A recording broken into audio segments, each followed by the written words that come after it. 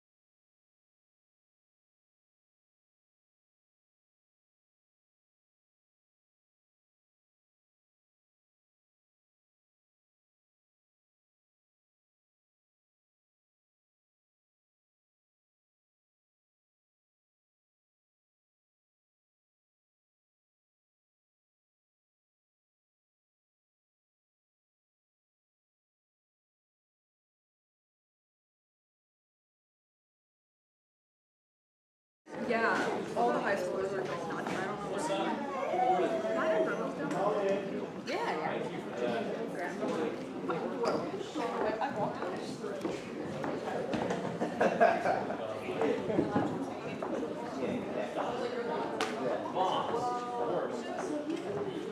All right, good morning. How's everybody doing? Hello, hello. Hey, do y'all mind like coming over this side so we're all getting mind? Thank y'all. Doing that.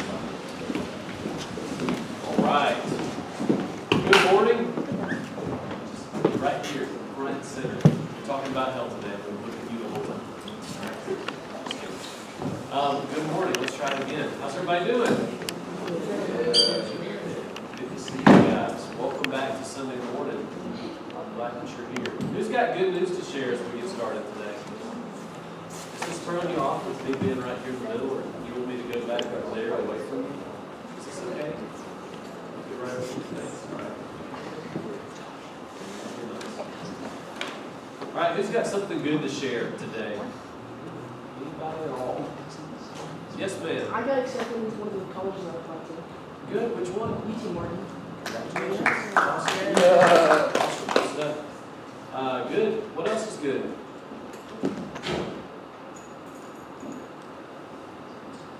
Hey, what you got? My volleyball team made it to the championship yesterday. All right. Congratulations. That's awesome. What's the championship game? Oh, it was last night. We played in a tournament all day. Awesome. We lost. What you got? We went to a tiebreaker match. So. Oh. Hey, that's awesome. Congratulations. Yes, ma'am. We went to a UT game for the away team, and we got 0 points. What was the final score? It was 50-60 though. Okay. Your team took care of business. Your brother get to play any? No, he's redshirting, but Okay. we saw his furnace. That's cool. Very good. Very good. All right, I've heard from 3 girls. Let me hear from one of the boys. Something good going on in your life right now. Anything at all? Got any good news to share? What y'all do this weekend? Y'all just stay inside because you're reading something? It was crazy this weekend. You got anything, guys, in the tent? Nothing? I hope life's good. All right, we're going to get started with our class today. We are studying the parables in this class. We've had one additional class to this one. Who remembers the last parable we talked about? Anybody remember? I'm so impressed. I'll give you a little hint. What'd you say? That's a good. Oh, you want a hint? Okay. You want, how about this? It's about a rich guy.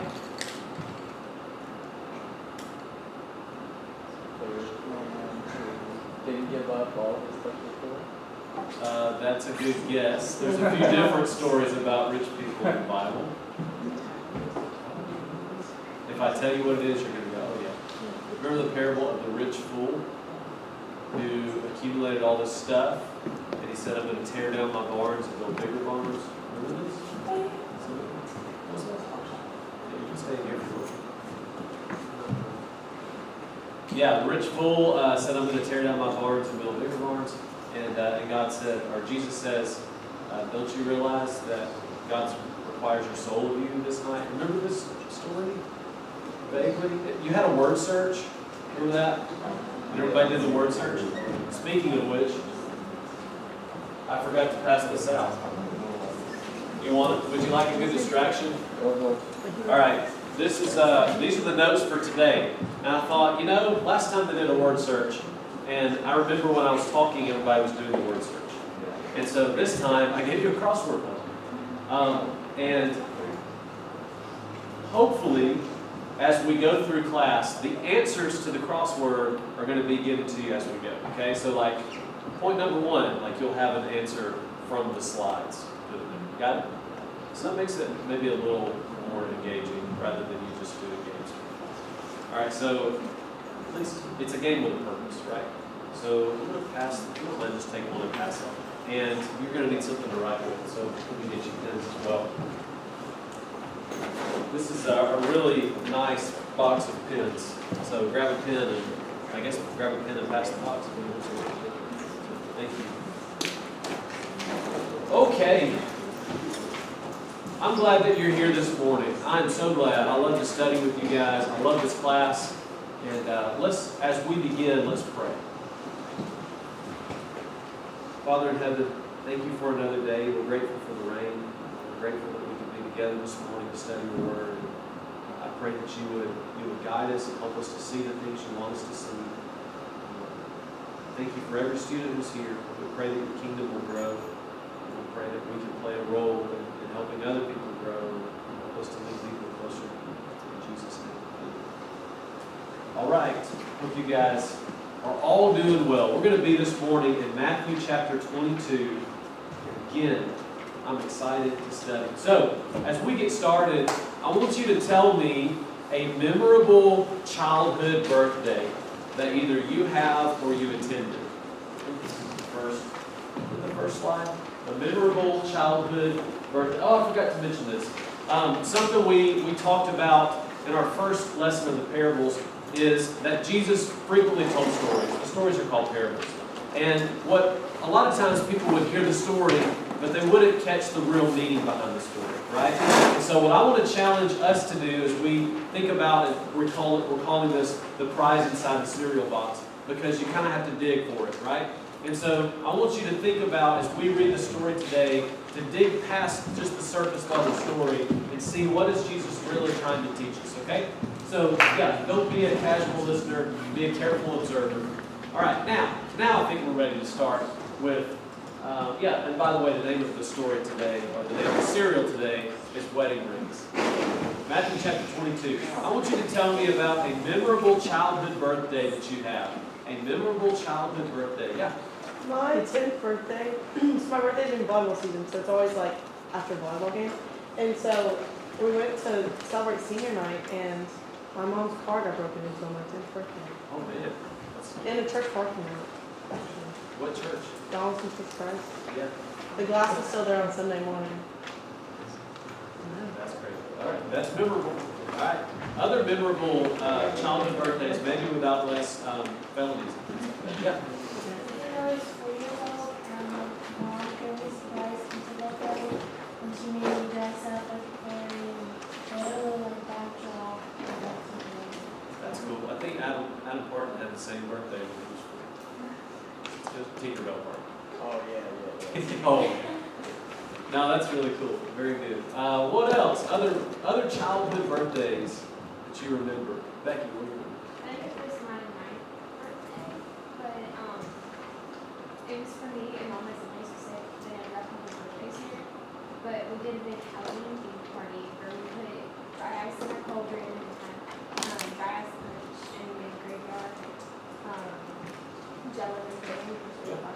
We had a whole bunch of themed treats and like we just did cookies and all that. Did any of y'all's families go all out for Halloween?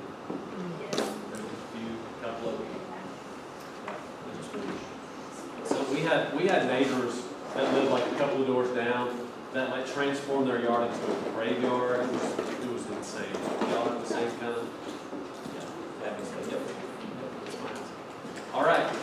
What else? Other childhood birthday parties that are memorable to you, Bailey? Well, this is I don't know what birthday this was, but we had my friend.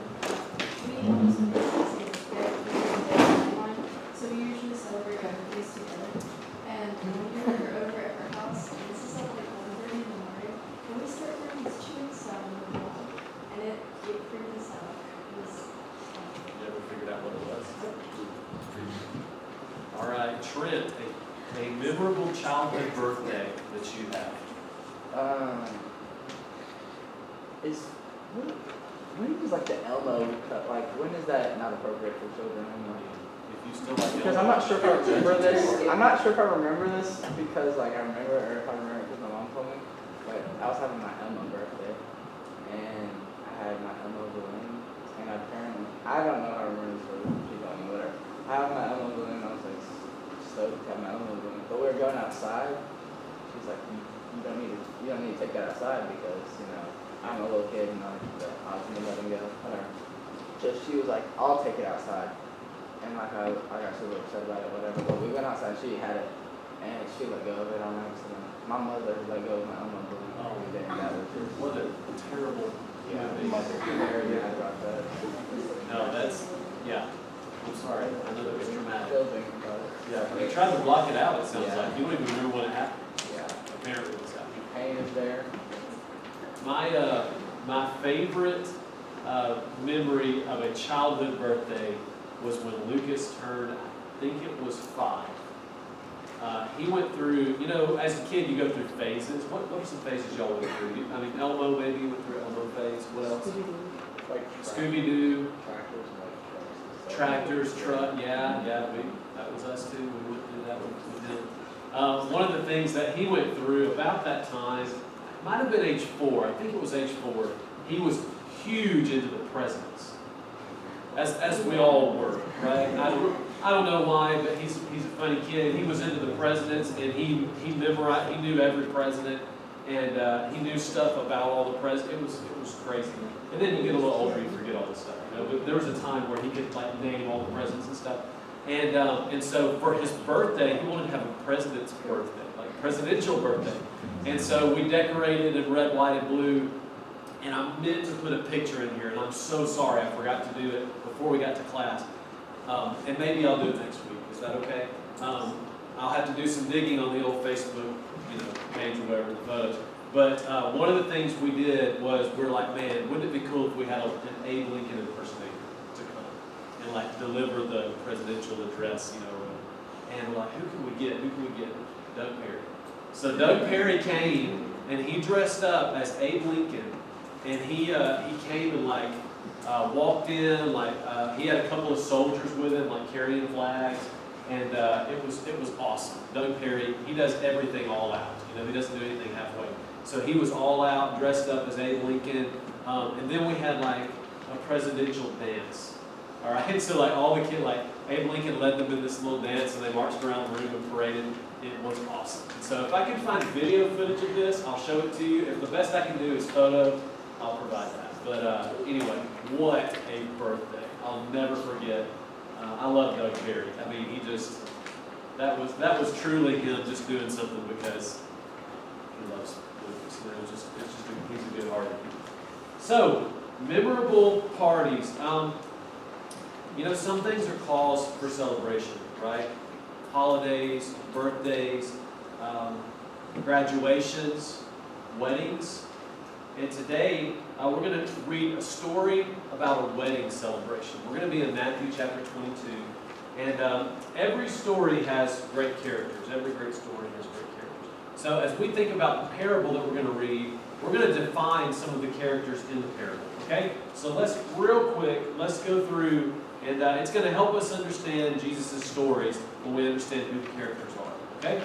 First thing you need to know is that the kingdom of heaven, a lot of times in Jesus' parables, the kingdom of heaven is a phrase that he uses to describe either the kingdom of heaven on earth, when he's telling a story about how the church is going to be, or he's talking about the kingdom of heaven in heaven.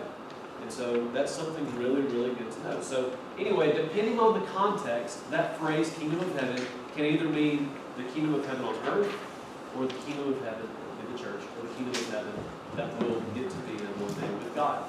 So in this parable that we're reading today, it really applies to both kingdoms. So there's times where it really applies to teachings about the church. There's other times where it's going to apply about the day that we get to heaven. So that's pretty good to know. The next character in the story is God. He's the king. The king in the story is God. As you can probably imagine, the king's son would be who? Right, Jesus, the son of God, the son of the king would be Jesus.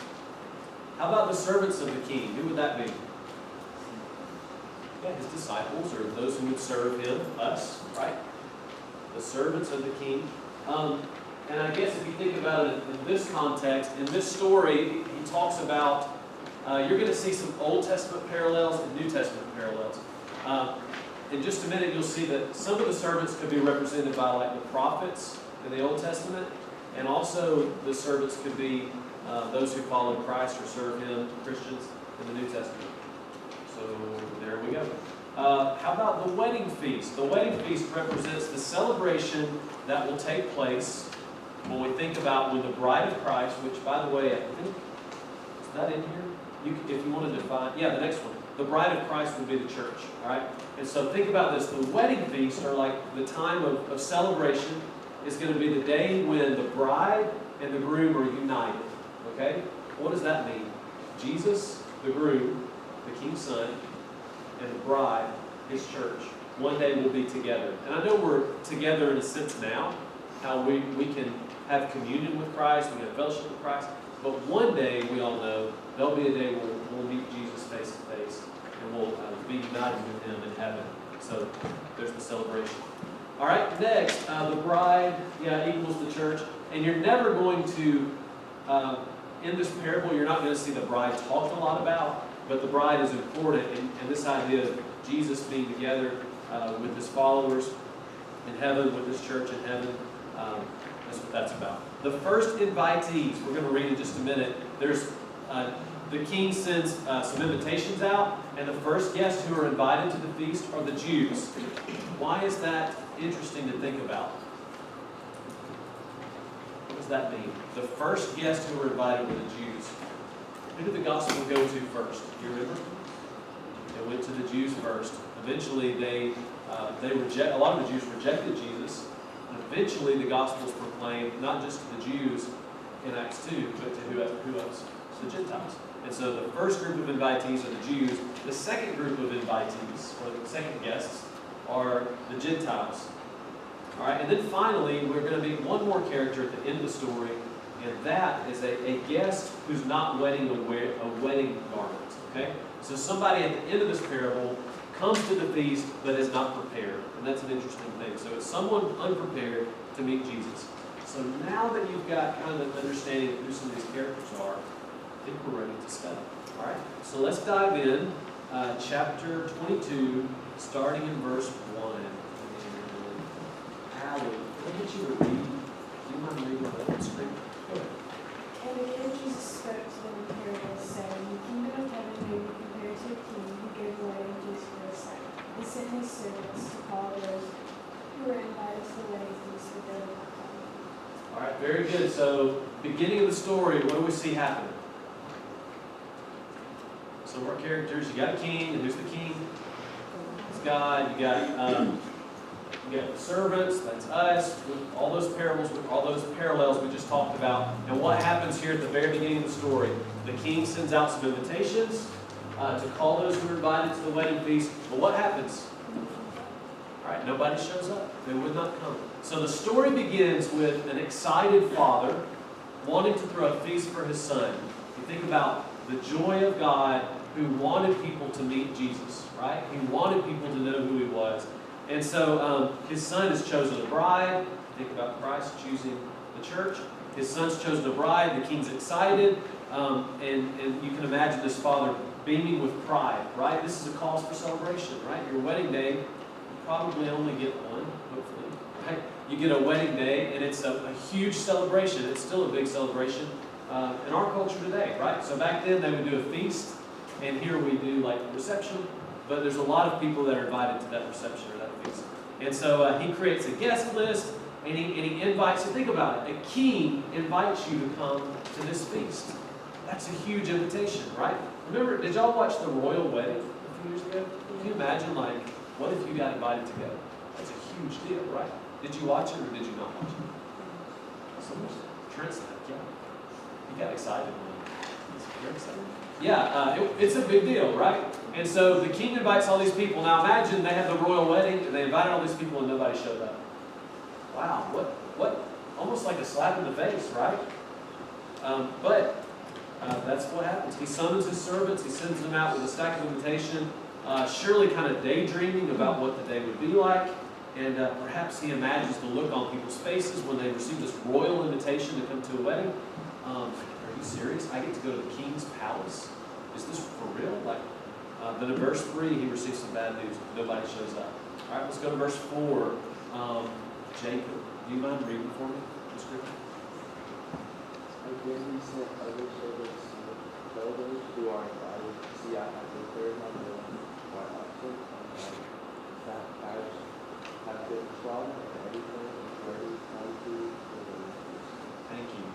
what do you see in this invitation that's a little different than the last one? What's he doing a little differently?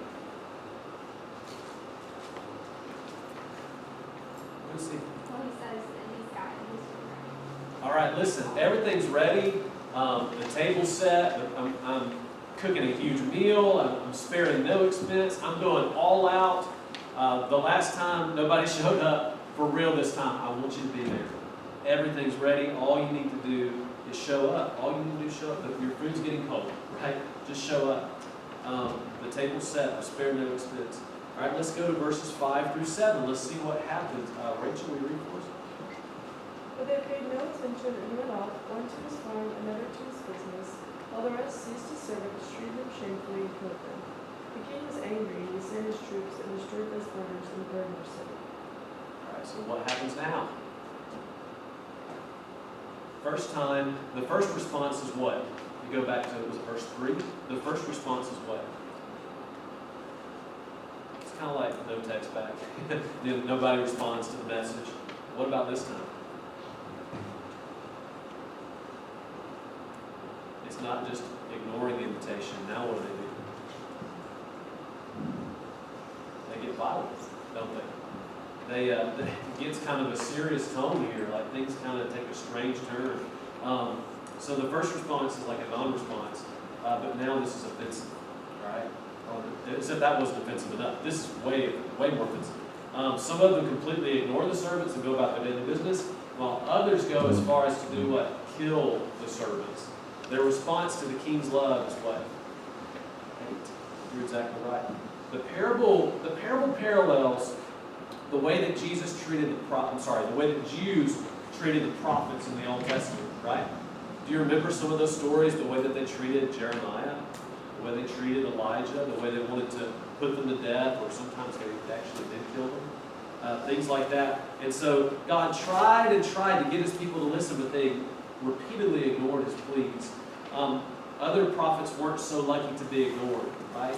They were humiliated, they were tortured, they were killed. And so now the king's joy is going to turn to another emotion. It's going to turn to anger. They have utterly rejected the king, his servants, and his son. And so finally the king sends in his troops. And remember in the Old Testament, if you remember the story of kind of the Old Testament way, the Jews left God, Judah and Israel rejected God, and what did God do to them? Remember? He sent a couple of armies to conquer the Jews, the Israelites. He sent the armies of Assyria and Babylon, and they come in and they punish the people and they humble them enough they humble a lot for their wickedness. And so Israelite cities are destroyed, their families are broken, they're a broken people. All right, let's go to verse 8, okay? So let's see what the king does. All right? By the way, before we read, if you were the king, what would you do? All right, let's just cancel this. Yeah, I'm with you. Let's just, this is the way they're going to treat me. This is the way they're going to treat my son.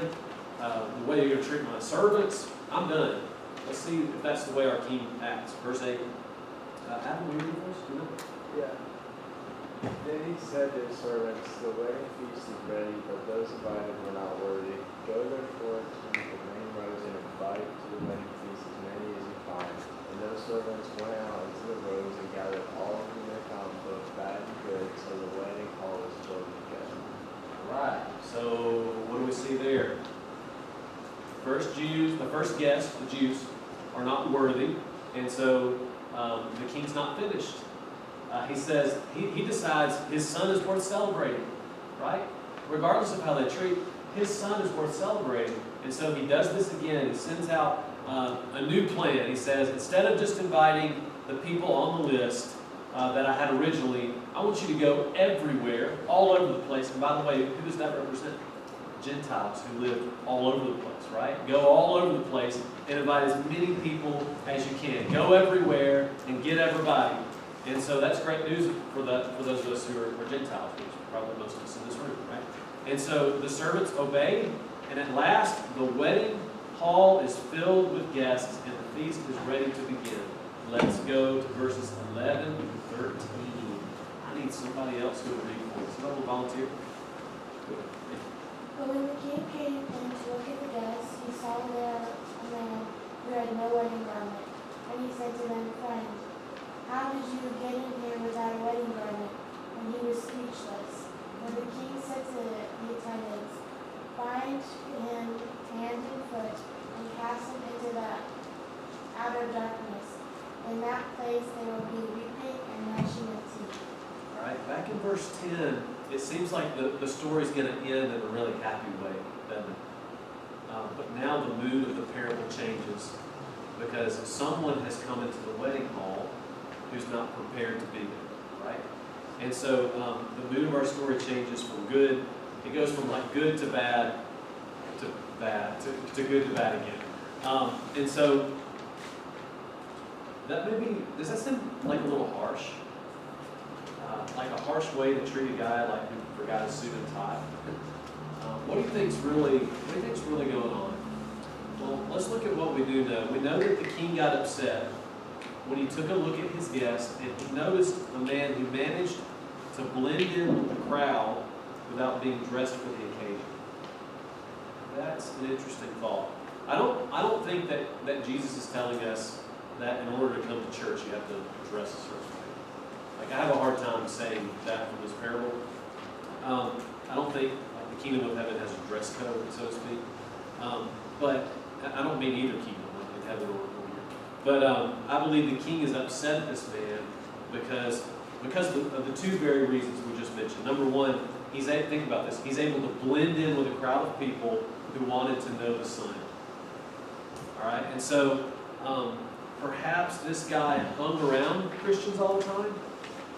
Maybe he was around the church. Perhaps he was at worship. Perhaps he claimed to know Christ, but for whatever reason, one way or another, number two, he was not prepared to meet the Son. He was not prepared to meet the Son. So what does this mean exactly? Does it mean that he was able to blend in with a group of Christ followers, and he was never baptized in obedience to the gospel? Or was he posing as a Christ follower and he had everybody fooled, but the king really truly saw him and exposed him for what he was? I don't know. I suppose both of those parallels could work. But personally, I believe the way that this parable reads, I tend to think it's probably someone who never put on Christ in baptism. When we look at Revelation, it speaks to this idea of when we become Christians, we're clothed in white garments when we follow Christ. And so if you look at Revelation 3 verse 5, it says, "The one who conquers will be clothed thus in white garments, and I will never blot out his name out of the book of life. I will confess his name before my Father and before his angels." So there's this idea of in heaven, we're clothed in a certain way for those who follow and obey Christ. So whatever the case, whatever the reason, this man wasn't ready when it was time to meet Jesus, and he can't give a single excuse for it. And finally, this parable ends. Jesus gives one more statement at the end of this parable, and he gives like a simple, really sobering reminder. He says in Matthew 22, verse 14, it says, "For many are called, but few are chosen." You know, the bad news is as bad as it gets. Not everybody will be saved. The good news is as good as it gets. Everybody can be saved. So what does Jesus want us to learn from this story? I think there's maybe 3 or 4 takeaways that I wanted us to look at real quick. Number one, I think it's important. Oh wait, excuse me. All right. Thank you for doing this. What does Jesus want us to know about this story? He wants us to know this, right? So you have Abe Lincoln, Melinda Yop, and Brenda Yop, who were the soldiers. And then there's Lucas in the top hat. Anyway, what a phenomenal thing. Maybe if I can find the video of him leading the dance, we're doing that next week. Okay? All right. I got that out of the system. Thank you. Thanks for finding it. Great investigative reporting. All right, so life lesson number 1. What do we take away from this story besides some great photos of Doug Perry as Abe Lincoln? What do we take away from this story? Number 1, the king really, I can put a bunch of reallys here. The king really wants people to know his Son, right? There's this, before I say any more, I want to bounce this question to you guys. What are some words that you would use to describe the king in this story? Persistent. Oh, that's a great word. There's this persistence about him. You're going to invite people. You're going to invite people. You're going to invite people. What else do you see? What other words would you use to describe the king in the story? It's persistent. What else? Maybe like longing, and he loves people, like, He's persistent. He's longing. There's this deep longing for him. Please come. Please come meet my son. Please come celebrate. What else do you see? I love that. What else do you feel for the king there?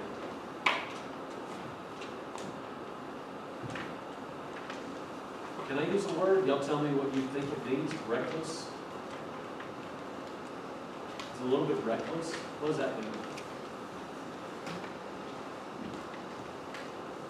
If you're reckless, you kind of throw caution to the wind, right? His love is reckless. In a way, he doesn't care how you respond to it. He's going to love you no matter what. I don't mean he doesn't care how you respond to his love. He cares very much in this way. But whether or not you accept him, he's still going to love you. That's what I'm thinking. Our God, our King, is reckless. And yes, our King gets angry, right? He punishes the people for their wrongdoing, their disobedience, but his love is reckless. It's relentless. He holds nothing back from us. In other words, he's generous, right? He's prepared all these things for us. He loves to share. That's another thing you can say. He just wants to share things with us. And he welcomes us. More than anything, our King wants you to be with him forever. Isn't that awesome? The second takeaway is when I think about our job as servants, the job of the servant is to invite people. Did you catch that in the story? We've all got a job, and all got a role to play. Maybe the idea of evangelism scares you. When you think about evangelism, you might think it means that I need to be able to sit down and lead somebody through the Bible, and then if they ask me a question, I need to be ready to answer it, and I need to be ready to answer any kind of question they throw my way. That's not exactly evangelism. What's the job of the servants in the story? They hand out invitations. Do you know that one of the most effective things you can do in evangelism is just invite people? You probably know that. Like, one of the best things you guys can do is just invite people. I look around this room, and over the years, I've seen so many people that you guys have just invited to come to Bible class or on retreats or to camp and things like that. You guys are awesome at inviting people. And so sometimes, we kind of psych ourselves out when it comes to evangelism. But what's really important to remember is that invitations change lives. Invitations change lives. What does that statement mean to you? Invitations change lives. What does that mean to you? What's it mean to you? just by bringing somebody, it can either get them interested, or at least, just get them interested in hearing more, or at least they try to come and make an effort. That's exactly right. Wonderful. Beautiful. Yes? That always make me think of Christian friends and his coming into the church and his family. His story is one that you've probably heard before, but it's a story that never gets old. It's a story that's worth repeating. Once upon a time, I think when Christian was a sophomore in high school, Spencer flew out, and one of his good buddies from school invited him to come on a retreat with us. And so Christian came, didn't know anybody except for Spencer, but he came. And by the end of the weekend, he met a lot of people and had such a great time on that retreat that the next Sunday, he said to his mom and dad, who, by the way, I don't think were going to church anymore at the time, said, "Mom, Dad, I found our new church home." And so Christian brought his mom and dad and his two brothers, Patrick and Frazier, which I'm thankful that he did. He brought all of them to church, and they all came. A few weeks go by, and Frazier is baptized. A few more weeks go by, Christian becomes a Christian. And so that's a really beautiful story, and it all started with an invitation, right? But that's not really where the story ends if you kind of keep fast-forwarding Christian's life. He went off to college. He went to Free-Hardeman. One Wednesday night, do y'all remember when we used to have some youth ministry classes from Free-Hardeman come? on Wednesday nights that would kind of come and observe and ask questions about our youth ministry. Christian actually wasn't in that class, but he came with them, and I was like, hey, what are you doing here? And he said, I'm actually here because I'm going to baptize my dad. And Christian baptized his dad into Christ. That was really awesome. Then a few more weeks go by, and Christian says, hey, I'm really interested in doing a youth internship. And so he's a youth intern at a church where one of my friends is a youth minister, guys in college. But a few more weeks go by, a few years go by, and Christian said, hey, I want to talk to you. Are you free? I said, yeah. And so we met at Baskin Robbins over here in Mount Juliet, and he said, hey, I want you to know I'm interested in being a 2-year intern at Mount Juliet. I'd love to do that.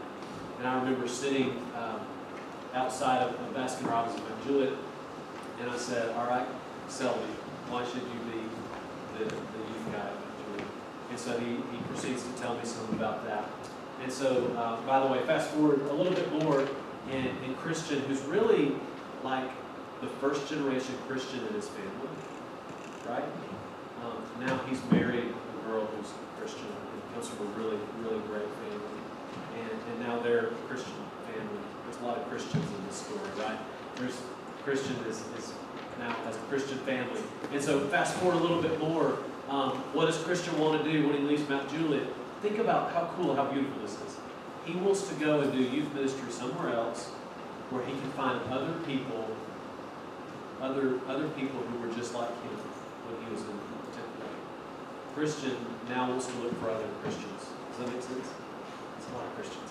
Right? So how beautiful is that? And how did it all start? I mean, think about that beautiful story. Where did it all start? A high school boy in our youth group said, hey, you want to go on a retreat with me? And that was the invitation that started that story. Isn't that awesome?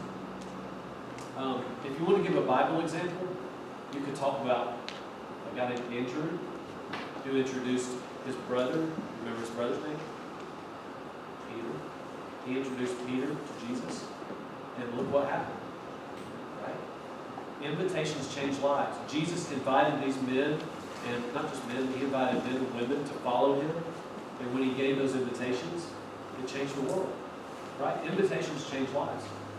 Man, you think about late day. Late day's coming up next week. There's an invitation. There's an opportunity to invite somebody to come to something that maybe you got a chance to meet other people that could change their life. You can invite people any given week, like on a Sunday. Like on a Saturday night, maybe you have a friend over, you're like, hey, I'm going to church tomorrow. Let's go together. Wednesday night rolls around. Hey, we also have. Lesson number three. The servants don't get to decide who's on the guest list. Isn't that an important point? The king is the one who gets to decide who gets invited. You know, sometimes we talk ourselves out of inviting people, don't we? Like, man, she'll never come. Or, you know, he's not the kind of guy that will go to church. Or, you know, he wouldn't really fit in. Or anything like that. Or that girl's annoying, I don't want to invite her to church. Or, you know, I feel awkward telling people about church, so no, I don't think I'll invite him. The servants don't get to decide who gets invited. Our king doesn't play favorites. And then again, we're all his favorites. Right? And so think about it this way, he loves people that we think are annoying. He loves people that we think are bad. He loves people that are popular or unpopular. People of every shape, size, and color of every nation. He loves your enemy, that person who hurt you. The people who nailed his son to the cross. God loved the world enough to send his son, and we need to love the world enough to tell people about that. Everybody deserves an invitation to heaven. Everybody. No exceptions. Number 4, we need to be dressed and ready to meet Jesus. It would have been easy for Jesus to give this parable a happy ending. That's not the way he told it. Instead, he puts our attention on a man who showed up unprepared to the feast. And so Jesus' message is bold and clear, loud and clear. You better be ready for the feast. And if you haven't obeyed the gospel, don't foolishly ignore that invitation. If there's something you've left undone, you'll be right. Because one thing's for sure, we don't want to miss out on the celebration that God has ready for us, prepared for us in heaven. When you pause and consider the story we just looked at. What else sticks out to you? Is there something that we didn't cover? I want to hear like three responses to the parable today, and then I think we'll be feeling. We're already supposed to be done. All right, that's pretty much it. My challenge for you this week, I'll just end this way. My challenge for you this week is to find somebody to invite. All right, it might be to Class Wednesday, it might be to Lake Day this weekend. Find somebody to invite. Hey, did all the blanks get filled in on the crossword? What's number 4? What was 4 across? What's the clue? Well, it's reckless and blank. Reckless and blank. You said generous. Relentless. No. Yes. Reckless and No. where is it? Relentless. It doesn't fit. Relentless. It's relentless. Doesn't fit.